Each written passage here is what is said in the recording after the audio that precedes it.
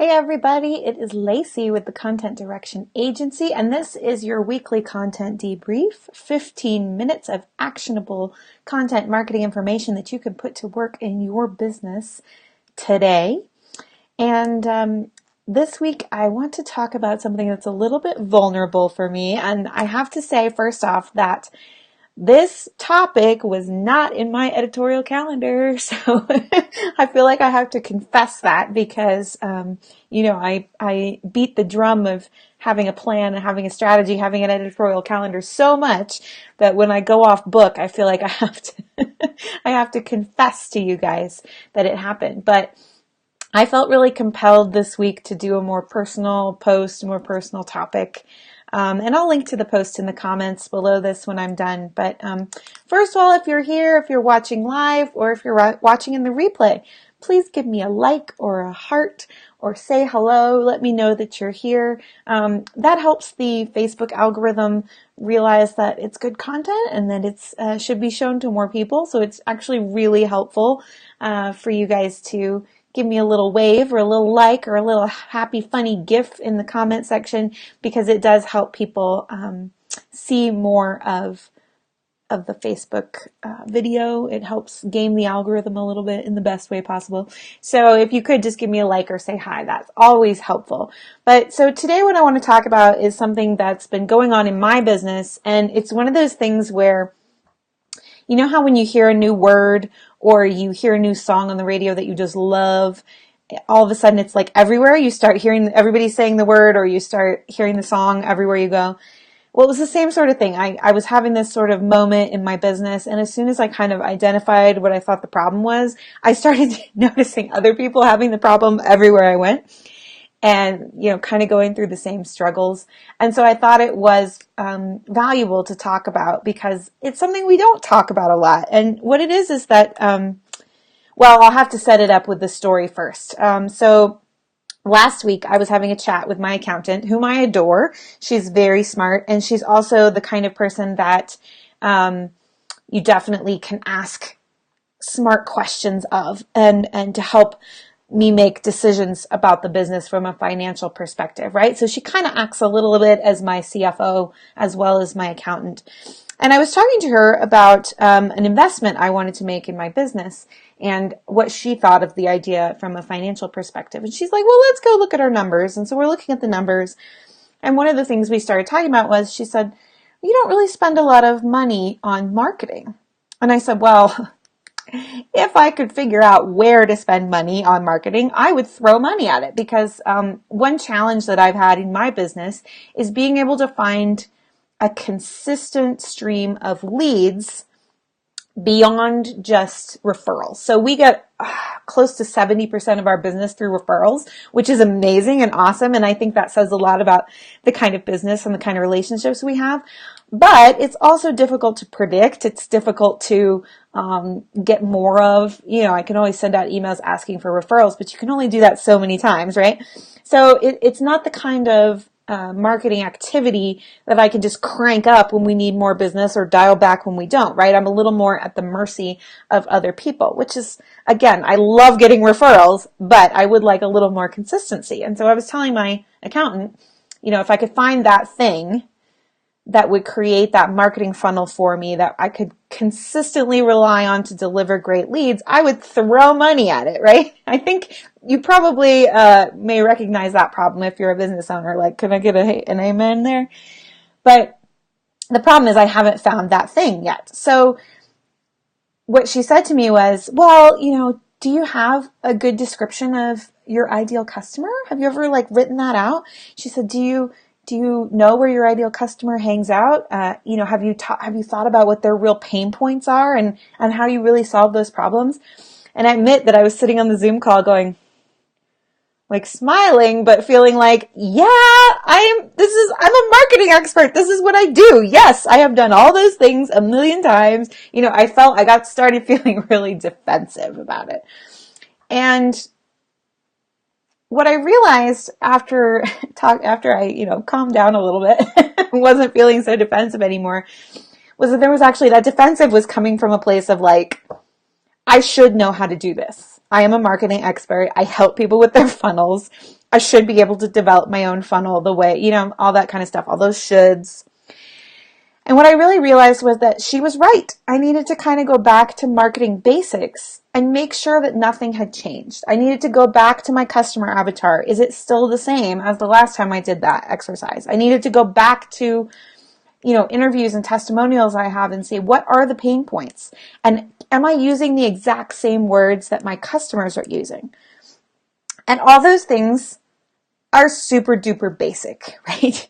Because if you've been following marketing advice or anything on the internet for any length of time, you've seen people talking about doing a customer avatar. You've seen people talking about using their own words, right?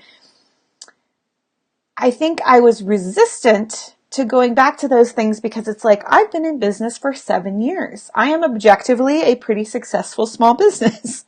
I employ 9 women. I'm objectively doing pretty well.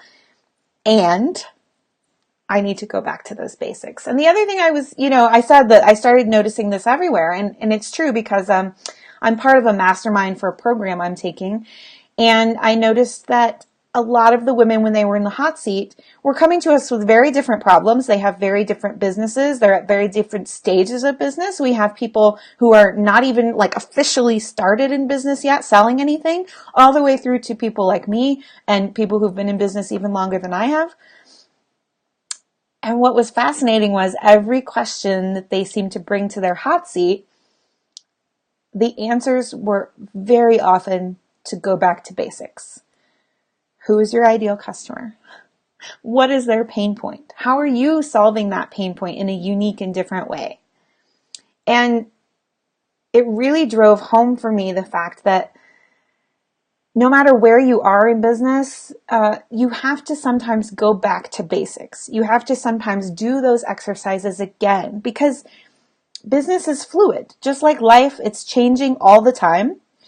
There are always different things that are happening. You're making pivots. You're reaching a slightly different audience. You're offering a slightly different thing. You have changed your messaging just a little bit. All of those things, right, can affect those basics that we may not go back and look at very often because they seem so basic, right?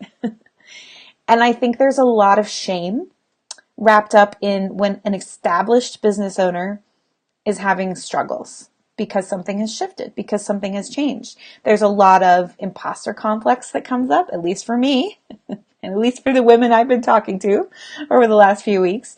There's a lot of I should know how to do this. I should be the expert.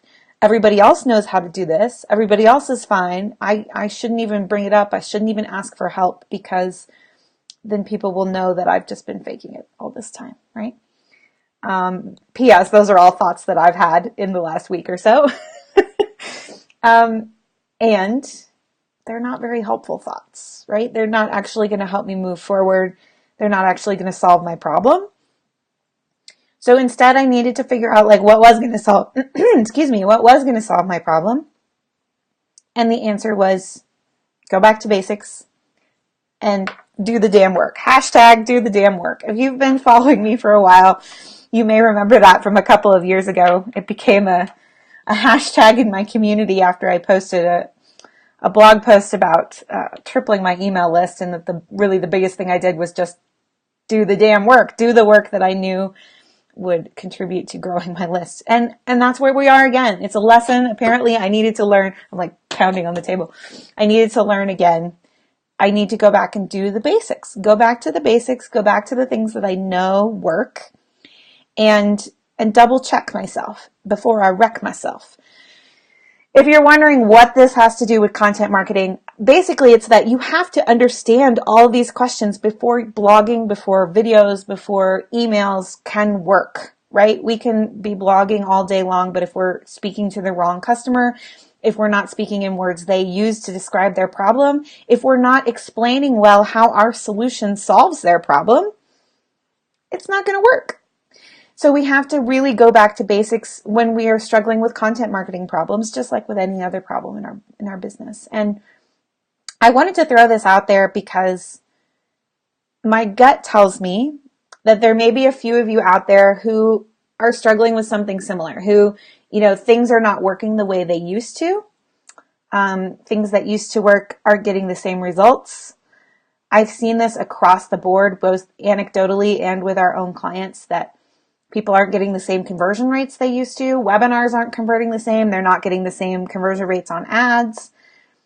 And it's a scary time when that happens. If you're feeling that in your business, if your marketing funnel isn't working the way it used to or the way you would like it to, it might be time to take a step back, go back to basics, and it might be time to invite somebody like me into your business who isn't in the weeds as much and help you look at those basics and say, okay, where are the opportunities we're missing? And I know this is weird to put a pitch for myself on the same video where I'm talking about my own business vulnerabilities, but I think what I'm trying to do here is be really real and say that I am in the weeds in my own business and I need to step back, really stop like looking at all the tactics of what I'm doing and get the big picture, because that's what I do for clients and I need to do it for myself in order to find where the opportunities are for me.